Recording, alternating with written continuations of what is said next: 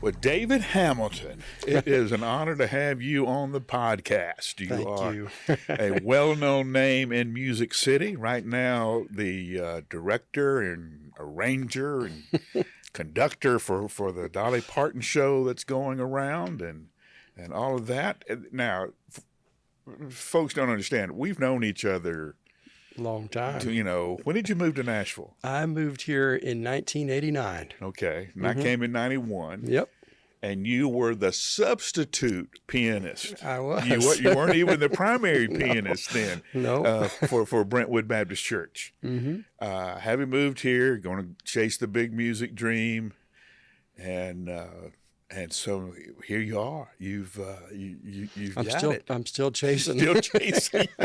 No, I'm grateful for lots of things, but yeah, I remember those. I still remember that great time, and I'd always kind of wanted to move to Nashville when I was going to school before that, but you finally just take that step of faith out and go for it. So yeah, I remember it. Oh gosh. So, okay, for those who don't know you, let's kind of give them your background. You grew up in Miami. I did. Yep. Mm-hmm. And so, when did the music bug hit you?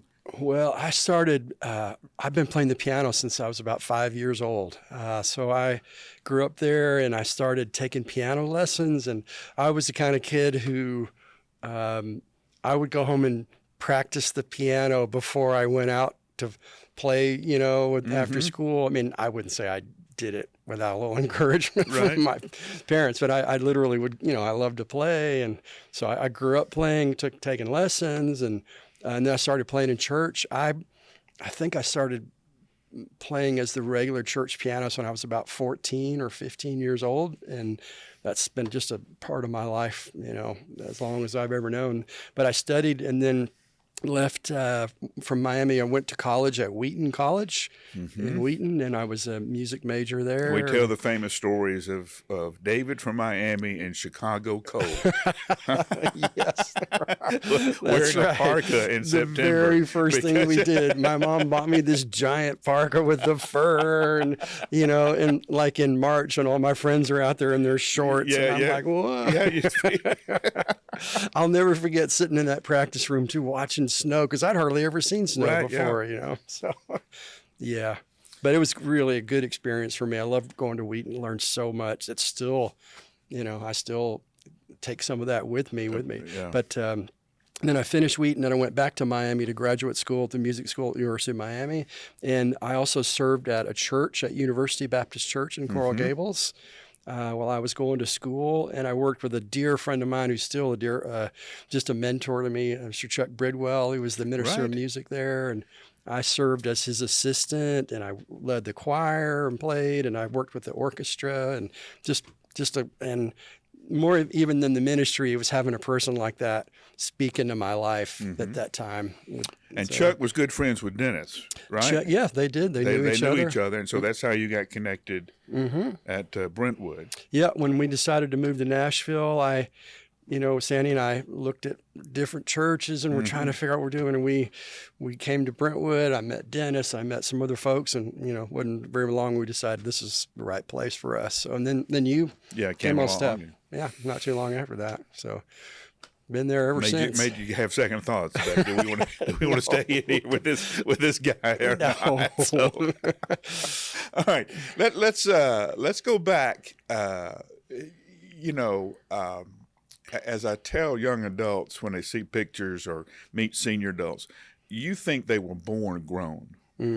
Yeah. Okay. You think that's the way they've always looked, and they didn't. They had a life. They had I remember being at a friend's house, and Sandy is working for an insurance agent or something at the time. She was working in human resources. Yeah, Yep. Yeah, at an agency. And y'all were talking about how fast the money was draining. Yeah. And how fast, how expensive it was, and how slowly it was for you to catch on and to make the necessary connections to get the opportunities that now you're turning down. Yeah, no, that's very true. I spent probably, I had just finished all this great school. The University of Miami is an amazing music school, right. Wheaton College, and I'm doing all this work. And then I come to Nashville, and I spent a lot of time just shaking hands and, hey, how are you doing? And I'm grateful for a few people that, as I look back, gave me some opportunities and invited me, but it was probably a year worth of not really doing that much work, but just Right. meeting people and little small opportunities that led to bigger ones. But Yeah. Now we're talking small. When you say small opportunities, let's emphasize yeah, how small it was. Do this, right. transcribe this, Exactly. or yeah. And I tell students that all the time. They ask me about that. I say, well, how do you make it? And Yeah. first question I ask is, how much grit do you have? Right. I mean, that's Okay. for all of us. But then I talk about those little small things that I tried to do well. And hopefully if you have some character and you do well in the little thing, then somebody else hears about that little thing and, hey, we need you to help her. So-and-so got sick. This guy, David Hamilton, we Right. met him and he could come in, and all those opportunities you just don't know, but you try to do a good job with the small things and hopefully they lead to bigger things. Big things with that. When was your first big break? I'll never forget this. I was playing the piano at church for our Christmas program, and we often, sometimes we still this, we would hire in Right. some other professional musicians to fill out the orchestra, and I happened to be playing right next to the fella who, Karl Gorodetsky was his name. Right. For many years, he led a group called the Nashville String Machine. Sure. They played on all the records, and so I'm playing the piano, he's playing the violin right next to me, and I'll never forget, after the program, he said, man, I like how you play. Would you like to do a session? And I was like, sure. When? Tomorrow? Yep. Yeah, I'd love to Look at my do calendar. that. Happen to be Right, free. tomorrow. So I just remember that conversation. And then, not too long after that, he did call me and asked me if I'd play on a session. And I did my first one. And it was an interesting experience. And I learned. I had some positive and some negative, but I just kept at it. And they liked what I did. And, one thing led to another. Months later, I was doing sessions all the time. Mm-hmm. So that was a important, just a small thing at the time, but it was an Right. important step in a good direction with that. Now, I've been in Nashville since 1991. Mm-hmm. One of the unique things about David Hamilton is that you have remained committed to the local church. Mm-hmm. If you're in town, you're part of the worship team. Yep. If you're not on the piano, you're on the keyboards or something. You're there. Right. Most of our friends, and we know a lot of them, once they get this busy in their career, let the church music go. Right. Why have you stayed committed? I think about that a lot. I think for me, it's just my place. I feel like it's a calling. Mm-hmm. It's deeper than just the music. It's something that I feel called to do, and it's a service. I don't always get it right, but I try to kind of. In fact, I almost do this every time I get out of the truck and to go to church in the morning. I'm like, mm-hmm. Why am I doing this today? Mm-hmm. God, what do you have for me? And I'm just trying to follow him. I'm trying to follow what God wants me to do. And I'm also trying to do it out of gratitude for what he's done for me. Mm-hmm. And, I can't repay him. It's not about repayment. We can't do that, but I can do it out of gratitude and love. And I just still believe in it. It also, even though there are challenges to it, mm-hmm. it's joyful for me. I really love leading people, and I love the community of faith that we have at church and the music, like with our choir, for instance. Mm-hmm. It's more than about singing. It's about the people and the community, and we have so many different musical abilities in that right. group, and I'm a leader, and I enjoy, that role. So yeah, it's just something that I'm real passionate about, and I don't judge anybody else who, as you mentioned, right. that everybody has their reasons why or why not, but I just feel like it's the right thing for me to do, and I'm still committed to it. Well, a lot of our friends would say, I play all week, right, and when I come to church, I don't want to do any of that. I'm just almost burned out on it. Yeah, I could understand that a little bit. I can understand it with that. Yeah. I think there are challenges to it. I mean, I've always wrestled with, and I'm grateful for some people that have helped me through it. You have, and my dear friend Dennis Worley, who was minister of music at Brentwood for a long me time. for so long. Yeah, people like that have helped me navigate the, Saturday night I've got my professional musician hat on. Sunday morning I take that off and I put my church music hat on, and what does that look like? And there's challenges to it, and also, it's not that it's easy all the time, but I love doing it, and I'm still passionate about it. So, well, one of your fans, my son Craig, yeah, I guess y'all talk Sunday or something. I just was walking by, I was like, wait, yeah, okay. So he texted me Sunday afternoon and said, "I heard Hamilton is going to be on your podcast." Uh-huh. Why don't you just let him play? Nobody wants to hear you anyway. No. That's not true. From my own son, yeah. Just sit down and be quiet. So we couldn't figure out a way to get a piano in here, but we would have just let you play. Now, again, folks don't realize how close our journeys have been over these years. You get one of your first big gigs. I believe it was writing for Disney. Mm-hmm. Yeah, I've done that for a good long time. Yeah. Mm-hmm. And you turn it in, and it got shredded. Mm-hmm. To hear you talk about it. Yeah. Yeah. Now, the reason I bring this up is because excellence is a theme of yours, a driving passion for you. It is.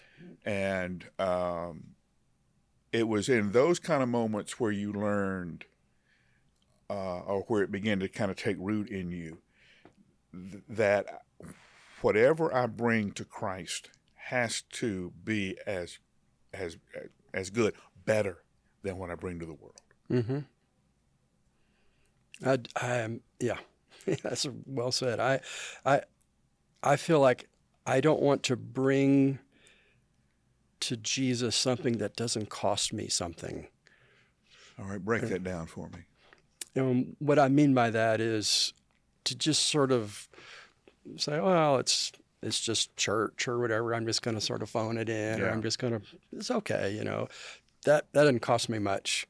But it costs me something if I'm prepared and if I'm trying to do it the very best I can. It's not about the perfection part of it. I'm not trying to, and if I start thinking if I start thinking somehow that God needs my right notes, then I'm kind of, I'm off the rails. Yeah. I've got it wrong. That's about me, and that's not what I'm doing. But I think I can, and I try, come prepared and do what God's given me the gift to do as well as I can do it. We talk a lot about the big unfortunate P word, the word performance, in church music. And I know that that's a kind of a big negative word for a lot of people. I sort of have a little different take on it because I think God's given me the ability to be a musician. He's given you the gift of speaking. We all have our gifts, but mine is being a musician. And I don't play the piano or sing for the wall. Right. I do what I do, and it hopefully if I do it well, it moves people. You want it to, or you want it to impact people. And so that's actually performing. The trick is when it's performing for, hey, look at me. Right. Then I'm doing it for the wrong reason. But when I'm using my gifts well, I'm doing what God's given me to do. I'm playing with passion, and I'm trying to play musically well, and it's my body and all of it put together. That's really performing, but I hope for the right reason. Well, I tell people that there is a difference between a worship leader and a musician. Yeah, big time. Okay, a musician plays for the audience. Right. And the energy goes from the musician to the audience back to the musician. Mm-hmm. A worship leader creates a vortex that pulls the people from where they are past the musician into the presence. That's great. I haven't heard it said that way. I like that. So, yeah. It's copyrighted, so if you use it. Okay. There you go. I've learned some things about being in Nashville, right? Well, I tell people when you preach in Nashville, the bad thing is you'll say something, a little witty, and you see all your writers going. right. If we're going like this, oh, got it. Right, yeah. Keep No. going. Word for a third. I've been here. Right. I've been here long enough. I know how that works. Yeah. No, I think you're absolutely right. And I think as a worship leader, we are hopefully shepherding our congregation, and we are trying to create an atmosphere in the worship center on Sunday morning or whenever it is. We're trying to do our best to create an atmosphere where God meets people. And we're not doing the work of God. That's his job. That's right. Yeah. But I can do what I gifted to do, to create an atmosphere that encourages people to join, to be moved by what they hear, to participate, whether it's, we're singing or we're praying or whatever it is, but we're trying to create an atmosphere. Okay, come and say, okay, God, what do you have for us today? What do you want? You have conducted some of the world's great orchestras. I've been grateful, yes. And, we've been there Sunday where you said, I've got to go to the airport because you headed to Prague or London or somewhere. Yeah. But there are a lot of Sundays where I see you work and you don't have world-class musicians. Mm-hmm. You have people with good hearts that love Jesus. Absolutely. But aren't world-class musicians. Yeah. But you work with them anyway. I do, and I love that. I really do. Well, but these folks would never have access to a David Hamilton outside the church experience. Yeah. And there you are conducting. There you are. Right. I've seen you coach soloist as you played accompaniment and that kind of thing. Yeah. And I'm out there thinking, David, there's just not a whole lot you can do here, but you give them confidence. Right. And they perform well. Trying to do that. Yeah. I just, what I think about, Mike, is I'm grateful for my gifts, but I had people do that for me. When I can look back and I know stories of people that did things to help me as I was, growing. Mm-hmm. A quick story. I had a minister of music when I was in high school. As I mentioned, I was just starting to play. And he used to do things like on Sunday night, he would say, "Oh, David, I think I want to sing Amazing Grace in the key of A flat tonight. It's normally in G." And I'd be like, "What?" And I thought, why? And sometimes I thought he was not prepared. And then I realized he's doing that for me. Right. Because he knew I could do it. And he wanted to kind of gently put me in a position to stretch out my musical abilities a little bit. It wasn't selfish or anything. He was just trying to help me. And I didn't see that at the time. But he was sort of coaching me. And so I think that's part of what was planted in me by some other folks. And I love that. I sometimes save emails from ministers of music that have done some of my arrangements, like a Christmas program or something. And I'd love to save the one that says, "I bought your musical and my choir looked at me like I was from Mars because we can't do this." And then they sent me another email and they said, "We worked really hard at it and we had a great time. Thank you." And I was like, "Oh, okay." Yeah, that's right.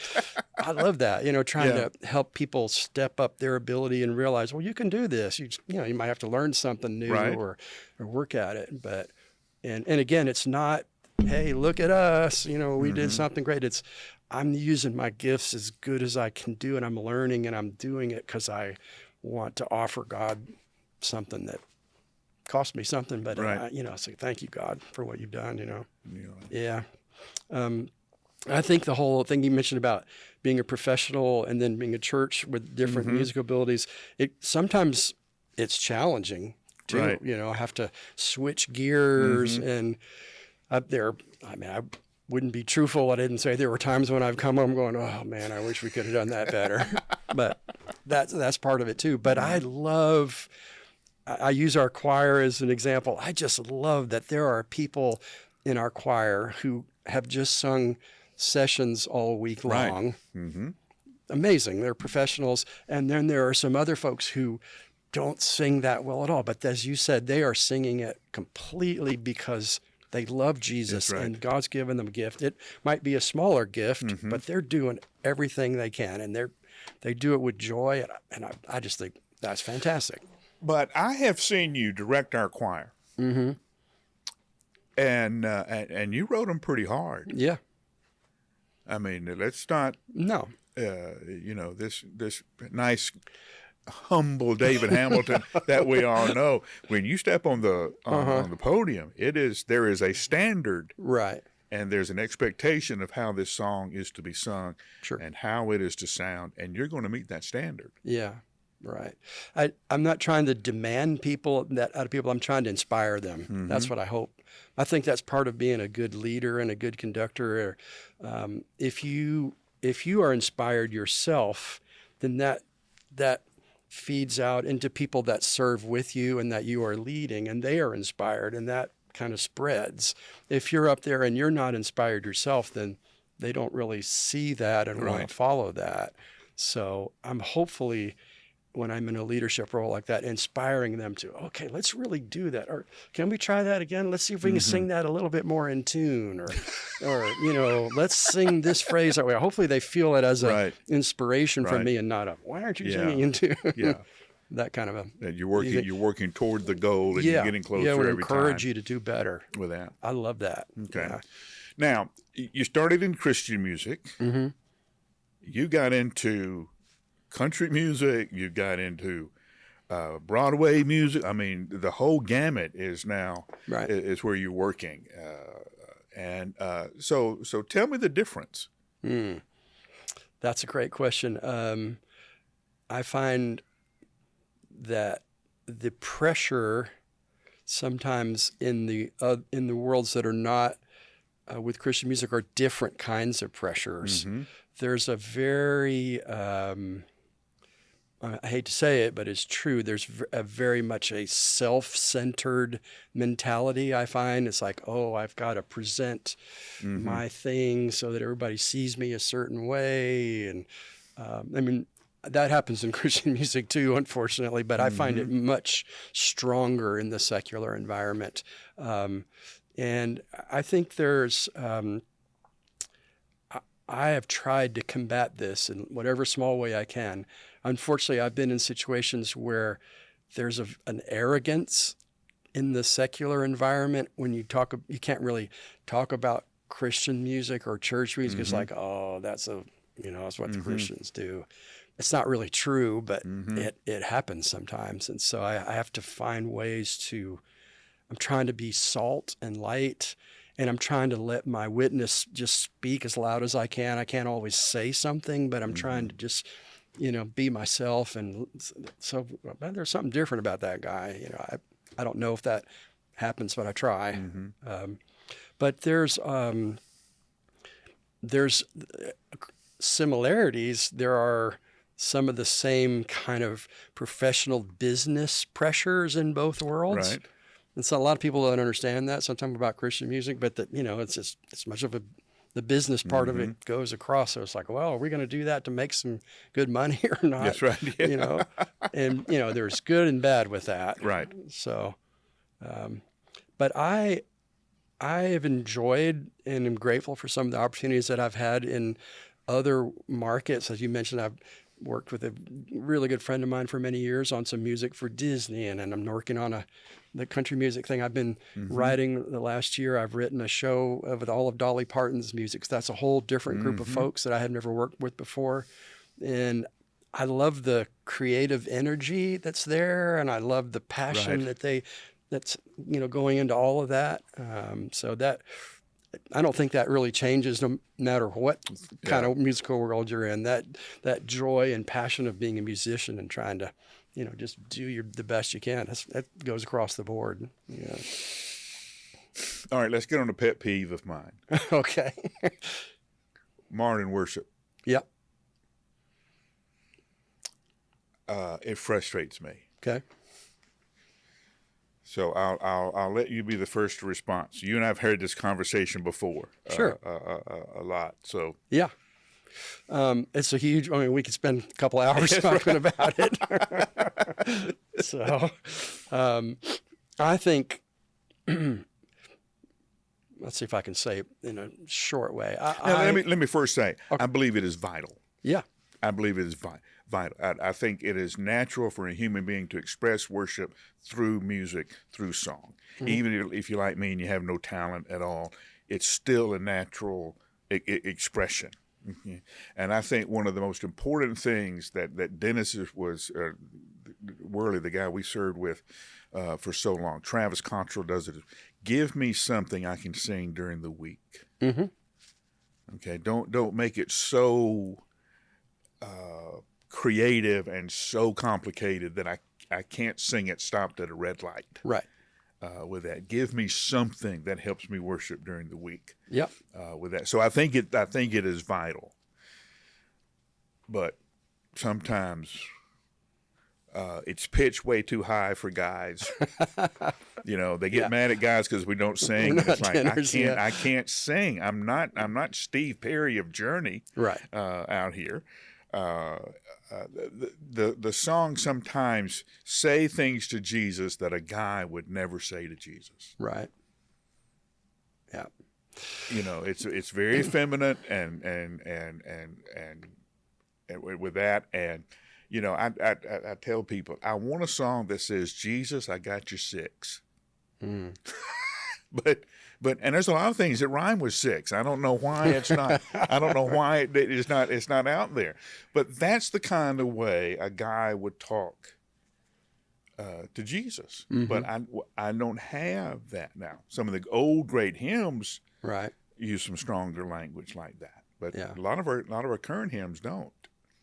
I think a few things that come to mind as you're talking. I think part of what you're feeling is a response to the style of the music. Okay. It's a style question. Okay. And a lot of, without getting too technical about it,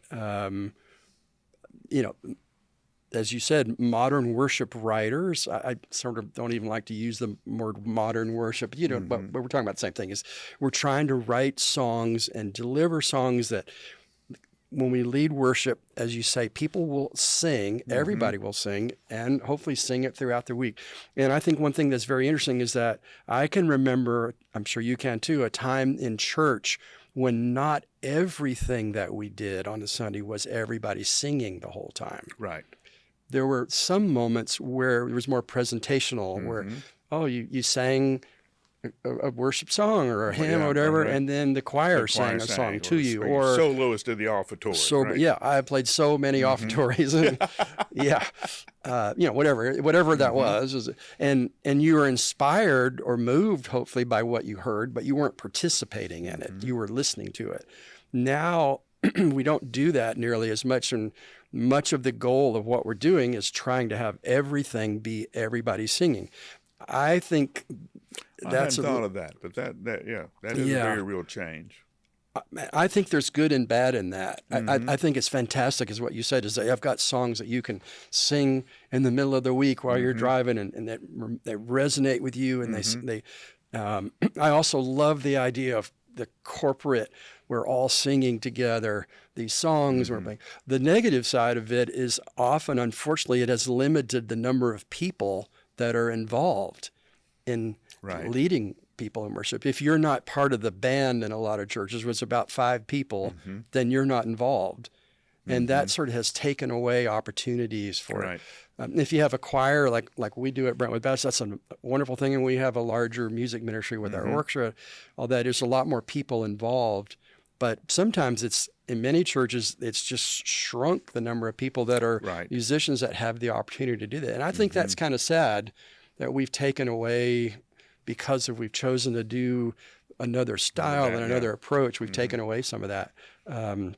So there's a tension there between, are we doing stuff in worship every week? Are we leading people in that everybody sings all the time? Or do they just listen to something that's more presentational? That's a challenge and a tension in leading and planning.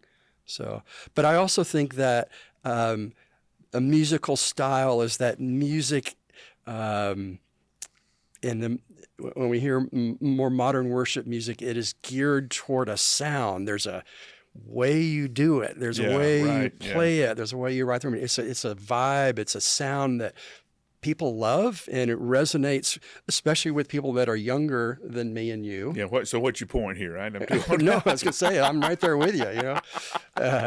But it just resonates, Yeah. and so that's why I also think one of the biggest challenges I have against it, or how do I say it? One of the things that I wrestle with the most is that we often are sort of presented as if you don't do worship this way, you're not really worshiping. Yeah. Yeah. It's like it has to be down this one lane because that's what everybody's presenting, that's what's being sold, and that we think that's what everybody's listening to, but that's not really what worship. It's not about a lane. Yeah. Well, yeah, but yeah. One of the funniest things I have, one of the funniest stories I have about being in Nashville. I was sitting with a group of musicians, black and white musicians. Yep. And we were talking about, I love jazz, I love blues, and we were talking about our favorite artist. And I made the statement, I just don't get hip hop. Okay. I just don't. Yeah. I just don't get it. And one of the black musicians leaned over to me and goes, "It's not for you." Ah. If we leave the concert and a 60-year-old white Baptist pastor is going, "That was the jam," Right. we probably did it wrong. Yeah. So I'm much better at saying, "Hey, that's not for me. Sure. I'm not the target." Right. When Taylor Swift's writes, she's not writing for me. Absolutely. Right. And okay, that's okay. There's Yeah. there are other restaurants. Another challenge with it, Mike, is that, and I try to be gentle about how I say this to musicians, but a lot of times the reason people say I like or don't like what I've heard on Sunday, or particular sides, is because they're not hearing it done very well. I've talked to people who I've discovered say, "Oh, I don't like this particular thing or that thing," and I realize that that's because they've not actually heard one style or other done very well. And I really try to encourage other musicians with that concept, is that sometimes as a worship leader, most of the time, you stand in front of the congregation and you are the person leading the music, not only, and also being the pastor to your team and but you're doing your thing and you want to win. And your thing might be this lane right here. Right. The idea of doing this lane over here, if that's not your lane, is real scary. Right. It's like, oh man, I don't know how to play that, or I can't do that. And so having the maturity to either have other people on your team that can do a different lane and saying, "Hey, why don't you do this and let me do this?" Or having the, we were talking about excellence, is like, "Oh, I'm going to go home and practice this week and I'm going to learn how to play this song over here that I never did before." That takes some grit, and some determination. I see that, and sometimes I don't see that. And I've tried to do that in my own ministry, in my own professional life. It just doesn't happen. You got to work at it. Right. I got to sit down at the piano and learn how to play this thing that might not be my deal or whatever. So I think that's so important. And I think that translates to how people respond when they hear different kinds of music. To hear you talk about how hard you work at playing the piano is very odd to me, because I see how effortlessly you play when you perform. Yeah. Well, thank you for saying that it's effortless. It's not effortless. Yeah, well, that's it's the old duck theory, right? Gliding across water, and underneath the water, you're working like crazy, right? With that. Now, you and I have had the privilege of being friends for a very, very long time, and one of the interesting things about your story in particular is how your walk with Christ and your own discipleship has been reflected in your music and the way that you play and the depth and the change and all of that. Wow. First of all, that means a lot that you would say that to me, because I know you've helped me. You've walked through a lot of life with me, and I'm so grateful for your friendship and for me and my pastor, but you would see that, because that's true. I don't know that I'd ever be able to get away from not expressing myself through my music. That's just what I do, and my fingers and my writing and all. But your hands can't be where your heart isn't. That's true. You can sort of fake it, but I think really emoting and being authentic and real it's got to be all sort of connected together. Yeah.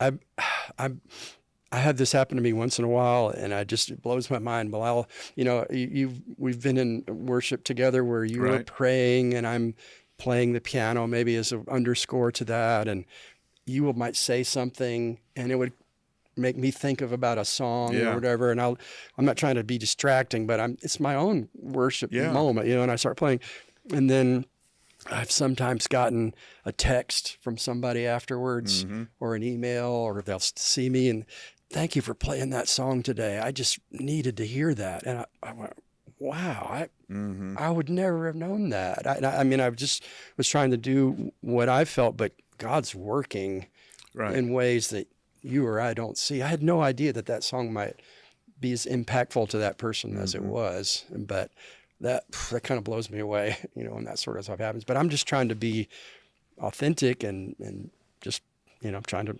play and feel, what I feel, what I know. So I'm grateful for those kind of things. You and Sandy have been married. Sandy Hamilton, David's wife, was featured on another podcast a few weeks ago. Yeah. How long? You guys have been married how long? 38. 38 years. 2 kids. Yeah. Jesse and Becca are our 2, and their spouses now. So grateful to have my family here in town. And 2 grandbabies with that. Yep. I had a birthday this week, and I had a birthday lunch with all my girls. Got a photo of me holding my 2 grandbabies, and it was Sandy, Becca, and Emily, the moms. Oh, and, gosh. That was pretty cool. Yeah, well, you're broke. Right. You're broke. What changes from being a struggling musician, fresh to Nashville, to reaching some level of success, to being a father and now a grandfather? Lots changes. But I think one of the things that I am trying to be more and more aware of is what are the most important things. And sometimes I get distracted by the not as important things, by the stuff that's right there on my plate. I got to finish this and blah, blah, blah. And so I'm trying to be more mindful of that. Folks who don't understand the music business or may not be aware of it is you will get a call and somebody in L.A. or New York will need a chart tomorrow. Yeah, it's sometimes crazy what people expect and what I have to decide. And you'll go all night, sometimes several nights, trying to get this thing done. And we'll call you and say, hey, let's go to lunch. And you go, no, I'm buried. Yeah, I try not to do the night thing like I used to, but I have lots of stories that. Yeah, and honestly, Mike, before I came over here this morning, I spent an hour writing the percussion part on a newer Christmas arrangement because I have to have it finished, and it's there's a deadline. I thought, okay, well, I got an hour. It's March, and you're writing Christmas music here. Yeah, that's very true. It's right before Easter. I can't never forget a few years ago, Easter weekend, I was writing "Angels We Have Heard" on. I was like, what? It's just crazy how that kind of works. That doesn't line up. But all that to say is, those kinds of things are important, and you have to, to deliver what you commit to. But I'm trying to be more and more mindful of what's more important than that. And certainly, I've always tried to do that, but even now more so with my family. And what a joy that is to speak, have my grandkids, and we are so grateful to have our family here in Nashville. That's been an unexpected, wonderful blessing. But so I think the other thing is, and you've helped me with this. I don't know if you remember the time you asked me to you interviewed me on a Sunday morning one time about my wrestling with my value. Is my value in what I do or who I am and how God sees me. And that's a struggle that we all have, but I think it's a particularly difficult struggle in the creative business where you step on a stage every night or whatever, you walk in a studio and the people, I hope they like what I wrote here because that's how I'm going to get my next gig or not. And that's a real struggle. And Nashville is known for what have you done for me lately? Exactly. Yeah. I'm sure you understand that too as a pastor, and you stand in front of everybody all the time. And so that's been a long journey for me that I'm still on, and you've helped me a lot with that. But I'm grateful. I've had some real struggles with that, and I've had some joys with it too. But I'm trying to be mindful of why am I doing this and what's most important, and is my value based on what I do? No, it's important, and I love what I do, but. And I don't always get that right. Yeah. That's a struggle. But yeah. Well, if I could ever play the piano like you do, I would be one happy dude. Unless I could play the Gibson Les Paul. I tell people, I say, when y'all get to heaven, y'all going to go ask Jesus a bunch of questions. I'm going to go around where he stores all the instruments, and I'm going to be playing. Okay. All right. That's what I want to do for the first couple of 100 years. What's next for David Hamilton? You know what? I'm coming into that part of my career. I've been doing it a long time. I keep asking myself, what do I really want to do? Mm-hmm. What does that look like? And I mean, being a little vulnerable, I probably haven't done that as well as I would like, is been able to say, what do I really want to do? Instead of what everybody else expects me to do. So I'm trying to ask myself that and praying about that and asking God to show me, what do you want me to do? And I don't know if I have all the answers to that, but that's definitely a question I ask. I just turned 62. I'm grateful for a lot of years of doing it, and I'm just keeping on going. Mere child. There you go. With that, I'm real excited about, I've been involved. I think I mentioned this show featuring Dolly Parton's music and the Nashville Symphony, and we're about to do a summer run, which is a real unusual thing for a symphony to do a full run for 7 weeks. That doesn't really happen very often. So that's a cool thing that I'm excited about coming up this summer. So, how do people find out more about you? David Hamilton Music. It's D Hamilton Music. DHamiltonmusic.com. Yep. And you can find me. I'm not the greatest social media guy, but you can find me on Instagram. And but yeah, I try to keep. Well, with your grandbabies now, they'll do some of that. And I have 2 wonderful. My daughter and son-in-law are both vice president level music marketing executives. So are like, come on, Dad. Or if I pick up the phone and say, what do I do? Yeah. So it is a real honor to be your friend. Thank you. Me too. And to have watched your career has been a real kick for me. Well, you've been a big part of it. Well, you've encouraged me and walked along through good and not good, and that's a blessing. That's right. Good stuff. David, thank you. Thank you. Enjoyed it. You've honored us by being here. Well, I appreciate it.